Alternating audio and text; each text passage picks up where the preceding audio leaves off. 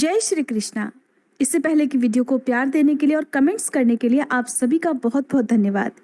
आज श्री सूत जी महाराज सुनाएंगे सुंदर गंधर्व का वशिष्ठ जी के शाप से राक्षस भाव को प्राप्त होकर फिर उससे मुक्त होने का वर्णन, साथ ही एक गंधर्व पत्नी के उद्धार की कथा। ऋषियों ने पूछा, हे सूत जी महाराज, वह राक्षस कौन था जिसने भगवान विष्णु के भक्त महात्मा ब्राह्मण को कष्ट पहुंचाया? तब श्री सूत जी कहने लगे, हे ब्राह्मणों, पूर्व समय की बात है। श्रीरंग क्षेत्र में जो वैकुंठ के सदृश भगवान विष्णु का विशाल मंदिर है, उसमें वशिष्ठ और अत्रि आदि महातेजस्वी मोक्ष के लिए वैष्णव भक्तों को अभय प्रदान करने वाले देवेश्वर श्री भगवान विष्णु की उपासना किया करते थे। एक दिन वीरबाहु का बलवान पुत्र सुंदर नाम वाला गंधर्व सैकड़ों स्त्रियों के साथ उस क्षेत्र में आया और एक जलाशय में निर्वस्त्र हुई युवतियों के साथ ही आनंद पूर्वक जल विहार करने लगा। उसी समय मध्याह्न संध्या करने के लिए मुनिवर वशिष्ठ जी अन्य महर्षियों के साथ श्रीरंग मंदिर से बाहर निकले और उसी जलाशय पर पहुंच गए।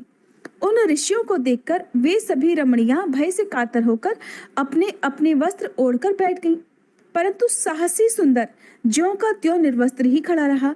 ये देखकर वशिष्ठ मुनि ने क्रोधित होकर उस निर्लज्ज को शाप दे डाला कि सुंदर गंधर्व, तूने हम लोगों को देखकर भी लज्जावश वस्त्र धारण नहीं किया, इसलिए तू शीघ्र ही राक्षस हो जा। महर्षि वशिष्ठ के ऐसा कहने पर उसकी स्त्रियां हाथ जोड़कर मुनि के चरणों में गिर पड़ी और भक्ति भाव से विनीत चित्त होकर कहने लगी, भगवान, आप तो सभी धर्मों की ज्ञाता हैं, साक्षात ब्रह्मा जी के पुत्र हैं। हे दया सिंधु, पति ही नारियों का उत्तम भूषण कहलाता है। पतिहीन नारी 100 पुत्रों वाली होकर भी संसार में विधवा ही कहलाती है।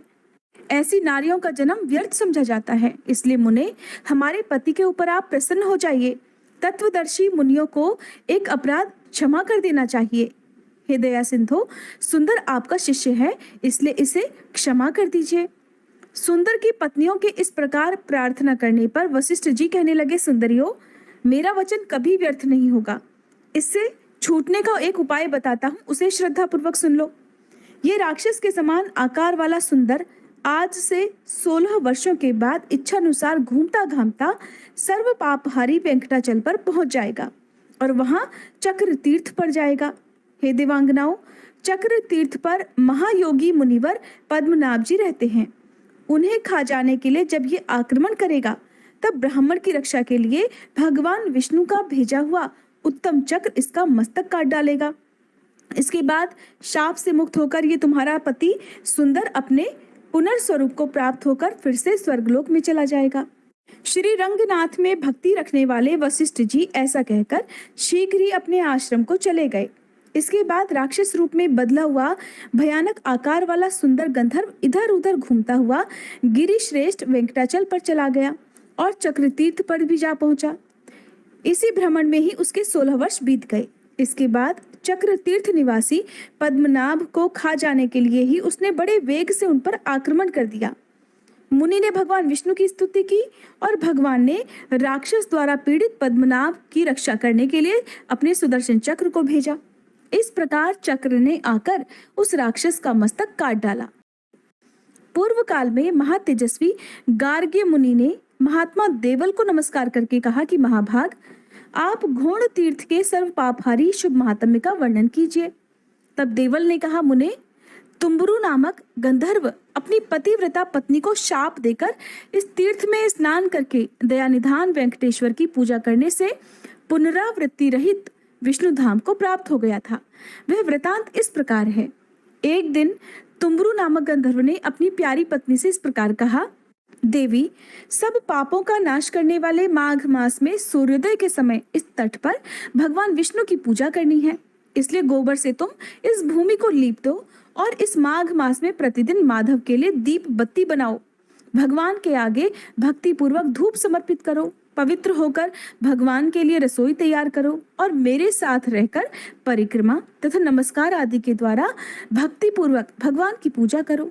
नित्य प्रति आलस्य छोड़कर भगवान विष्णु की पुराण कथा सुनो।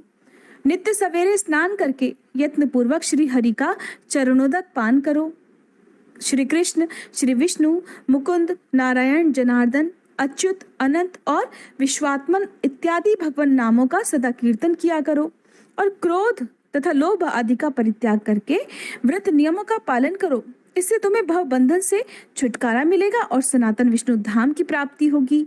स्वामी का ऐसा कथन सुनकर गंधर्व की उस प्यारी पत्नी ने क्रोधित होकर उत्तर दिया, आर्यपुत्र, माघ के महीने में तो बहुत सर्दी पड़ती है। उस समय प्रातःकाल जबकि सूर्य का तेज भी बहुत मंद रहता है, सूर्योदय काल में भला कोई कैसे स्नान करेगा? माघ में उस समय ठंड बहुत होती है, इसलिए आपके बताए हुए ये सब कार्य तो मुझसे बार बार नहीं हो सकेंगे। इसलिए प्रातःकाल में मैं आपके साथ स्नान नहीं करूंगी, क्योंकि अधिक सर्दी पड़ने से अगर मेरी मृत्यु हो गई तो उस समय आप तो मेरी रक्षा करेंगे नहीं। पत्नी की ये बात सुनकर तुम्बुरु ने सोचा कि धर्म विरुद्ध चलने वाले पुत्र को, अप्रिय वचन बोलने वाली पत्नी को और ब्राह्मण तथा ईश्वर को न मानने वाले राजा को तत्काल ही शाप के द्वारा दंड देना चाहिए। इस नीति के वचन का विचार करके गंधर्व ने अपनी सती पत्नी को इस प्रकार शाप दे डाला, अरे ओ मूर्ख, 100 पापों का नाश करने वाले परम पुण्यमय वेंकटाचल पर घोड़ तीर्थ के समीप जो पीपल का वृक्ष है, उसके खोखले में तू मेंढकी बन जा। पतिदेव की ये बात सुनकर वह गंधर्व वल्लभा उनके चरणों में गिर पड़ी और प्रार्थना करने लगी।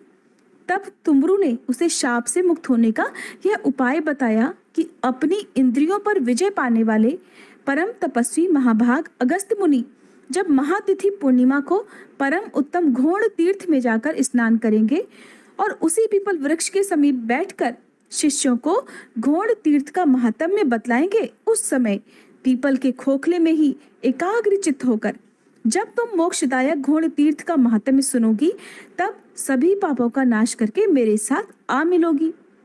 गंधर्व के ऐसा कहने पर उसकी धर्म पत्नी चुप हो गई। स्वामी के शाप से उसने मेढक के शरीर में प्रवेश किया और धीरे धीरे शेषाचल के शिखर पर घोड़ तीर्थ के दक्षिण उस पीपल वृक्ष की खोखल में जाकर रहने लगी। उसके बाद किसी समय अगस्त्य जी मनोहर वेंकटाचल पर गए। वहां उन्होंने नियम पूर्वक स्वामी तीर्थ में स्नान करके वराह स्वामी को नमस्कार किया। इसके बाद उस तीर्थ के दक्षिण वेंकटेश जी के मंदिर में जाकर वेदों के द्वारा जानने योग्य विशाल नेत्र वाले सनातन देव दयानिधान श्रीनिवास जी को मस्तक झुकाया। उसके बाद वे घोड़ तीर्थ में गए और वहां शिष्यों के साथ उस श्रेष्ठ तीर्थ में स्नान करके उसी पीपल वृक्ष की छाया में जा बैठे। उस समय उन्होंने शिष्यों से भक्तिपूर्वक घोड़ तीर्थ का पवित्र महात्म्य वर्णन किया, जो ब्रह्म हत्या का नाश करने वाला तथा सभी मंगलों और समस्त संपदाओं को देने वाला है। उस महात्म्य को सुनकर वह मेंढकी पहले की तरह गंधर्व पत्नी के मनोहर स्वरूप को प्राप्त होकर योगी अगस्त्य जी के चरणों में गिर पड़ी और कहने लगी, योगियों में श्रेष्ठ हे दयानिधान अगस्त्य जी, मेरी रक्षा कीजिए, रक्षा कीजिए। ब्राह्मण, मैं पति के वचनों का विरोध करने वाली स्त्री हूँ, दया करके आप मेरी रक्षा कीजिए। अगस्त्य जी बोले, देवी, तुम्हारे पति की बुद्धि बड़ी तीक्ष्ण है। उन्होंने जो रोष में आकर तुम्हें शाप दिया है, वह पति के वचनों का विरोध करने वाली तुम जैसी स्त्री के लिए उचित ही है। जो स्त्री पति के वचनों की अवहेलना करके अपनी इच्छा के अनुसार व्यवहार करती है, वह जब तक चंद्रमा और तारे रहते हैं तब तक घोर नरक में निवास करती है। स्त्रियों के लिए स्वतंत्रता उचित नहीं है, उन्हें पति की आज्ञा का उल्लंघन नहीं करना चाहिए। स्त्रियां पति की सेवा तथा पतिव्रत्य रूपी पुण्य से ही भगवान विष्णु के परम धाम में जाती हैं। स्त्रियों के लिए पति ही माता है, पति ही विष्णु है, पति ही ब्रह्मा है और पति ही शिव है, पति ही गुरु है तथा पति ही तीर्थ है, ऐसा विद्वान पुरुष मानते हैं। पति की बात टालकर जो स्त्री दूसरे पुण्यों में सदा लगी रहती है, वो भी शुद्ध नहीं होती।